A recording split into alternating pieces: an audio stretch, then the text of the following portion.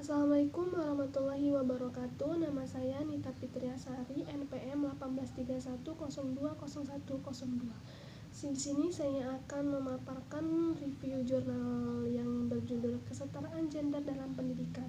Kesetaraan gender berlangsung dan disosialisasikan melalui proses serta sistem pembelajaran di sekolah dan dalam lingkungan keluarga. Maksudnya adalah, jika ibu atau pembantu rumah tangga perempuan yang selalu mengerjakan tugas-tugas domestik seperti memasak, mencuci, dan menyapu, maka akan tertanam di benak anak-anak bahwa pekerjaan domestik memang menjadi pekerjaan perempuan. Selanjutnya adalah dalam dunia pembelajaran di sekolah seperti buku ajar misalnya, banyak ditemukan gambar maupun rumusan kalimat yang tidak mencerminkan kesetaraan gender. Maksudnya itu seperti sebut saja gambar seorang pilot, itu selalu laki-laki karena pekerjaan sebagai pilot memerlukan kecakapan dan kekuatan yang hanya dimiliki oleh laki-laki. Sementara gambar guru yang sedang mengajar di kelas selalu perempuan karena guru selalu diidentikan dengan tugas mengasuh atau mendidik. Ironisnya, siswa pun melihat bahwa meski guru-gurunya lebih banyak berjenis kelamin perempuan, tetapi kepala sekolahnya umumnya laki-laki. Contoh lainnya yaitu seperti dalam upacara bendera di sekolah, bisa dipastikan bahwa pembawa bendera adalah siswa perempuan.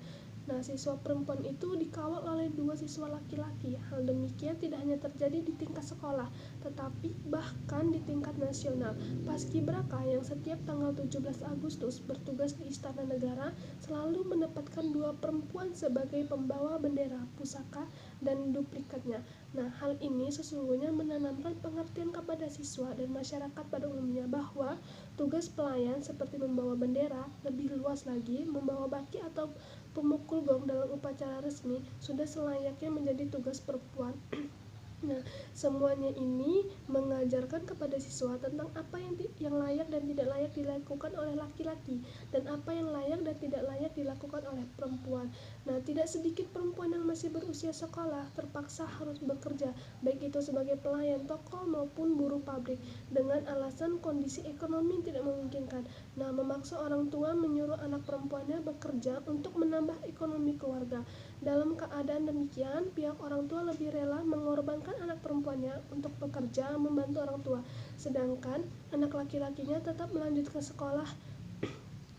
Laki-laki itu dipandang lebih penting dalam mencari ilmu, sebab kelak kaum laki-laki yang akan menafkahi keluarga, sedangkan perempuan tetap akan menjadi ibu rumah tangga.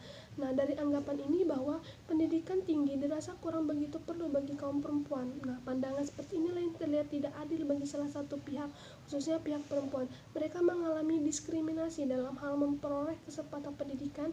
Di samping itu mereka dieksploitasi untuk bekerja membantu orang tua, padahal seumuran mereka seharusnya masih menikmati masa anak-anak atau masa remaja mereka. Selanjutnya adalah perempuan itu seringkali dinomorduakan dalam keluarga, misalnya seperti dalam hal pendidikan. Nah, maksudnya itu seperti bagi keluarga yang ekonominya lemah, tentu akan berdampak pada nasib perempuan. Ketika kondisi ekonomi keluarga tidak memungkinkan, pihak orang tua akan lebih mendahulukan anak laki-lakinya untuk melanjutkan sekolah daripada anak perempuannya. Kaum laki-laki dianggap kelak akan menjadi kepala rumah tangga dan bertanggung jawab untuk menafkahi keluarganya, sehingga pendidikan lebih diutamakan untuk mendukung perannya, sedangkan perempuan dianggap hanya akan menjadi ibu rumah tangga yang bekerja di dalam sebuah rumah untuk mengurus anak, suami, dan rumahnya. Dari pandangan ini, maka nilai pendidikan tinggi tidak begitu penting bagi perempuan. Selanjutnya adalah perempuan itu seringkali ketidakadilan gender ini terkadang dilegitimasi oleh agama. Maksudnya itu pemahaman yang tidak secara menyeluruh dari sebagian besar masyarakat bahwa mengakibatkan seolah agama itu memberikan legitimasi mengenai peran dan posisi perempuan yang inferior. Misalnya itu bahwa perempuan itu tidak boleh menjadi imam dalam sholat, perempuan lebih dianjurkan sholat di rumah ketimbang di masjid.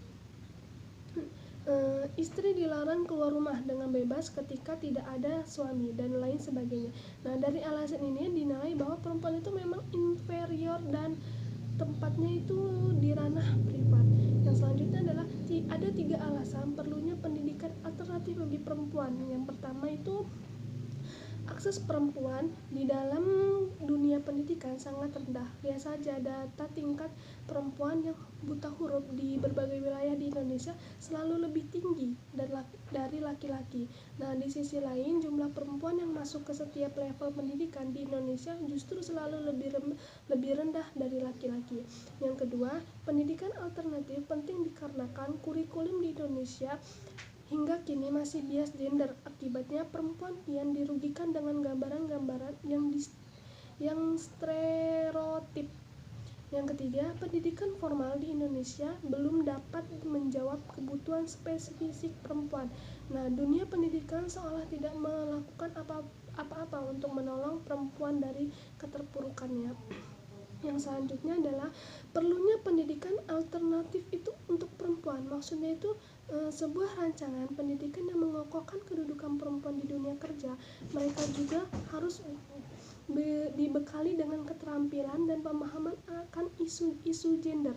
Nah, hal ini berimbas pada daya tawar mereka sehingga ketersingkiran anak perempuan untuk memasuki dunia pendidikan formal tidak lagi terjadi, sekaligus mampu bersaing dengan laki-laki dalam menetaskan generasi yang terdidik dan peduli akan masalah sosial. Nah, pendidikan itu memegang peranan yang sangat penting dan strategi dalam membentuk sumber daya manusia yang produktif, inovatif, dan kepribadian yang sesuai dengan nilai-nilai. Nah, di samping itu memberikan nilai kognitif, efektif, dan psikomotorik kepada setiap warga negara. Pendidikan juga digunakan sebagai alat untuk mentransformasikan nilai-nilai yang diharapkan berguna dalam kehidupan bermasyarakat, berbangsa, dan bernegara. Nah, negara itu menjamin bahwa setiap warga negara, baik itu perempuan maupun laki-laki, mempunyai kesamaan hak dan kewajiban yang sama untuk memperoleh pendidikan yang dituangkan dalam pasal 31 Undang-Undang Dasar 1945. Nah, pemerintah Indonesia juga telah meratifikasi konvensi tentang penghapusan segala bentuk diskriminasi terhadap perempuan melalui Undang-Undang Nomor 7 Tahun 1984 dan Permendiknas Nomor 84 Tahun 2008. Nah, sebagai bentuk komitmen negara terhadap berbagai bentuk diskriminasi yang dialami perempuan dalam berbagai bidang kehidupan termasuk pendidikan, kebijakan nasional menyangkut pendidikan dapat ditelusuri misalnya pada Undang-Undang Nomor 20 Tahun 2003 tentang Sistem Pendidikan Nasional yang menyebutkan bahwa kesempatan pendidikan pada setiap satuan pendidik tidak membedakan jenis kelamin, agama, suku, ras, kedudukan sosial, tingkat kemampuan ekonomi, dan tetap mengindahkan kekhususan satuan pendidikan.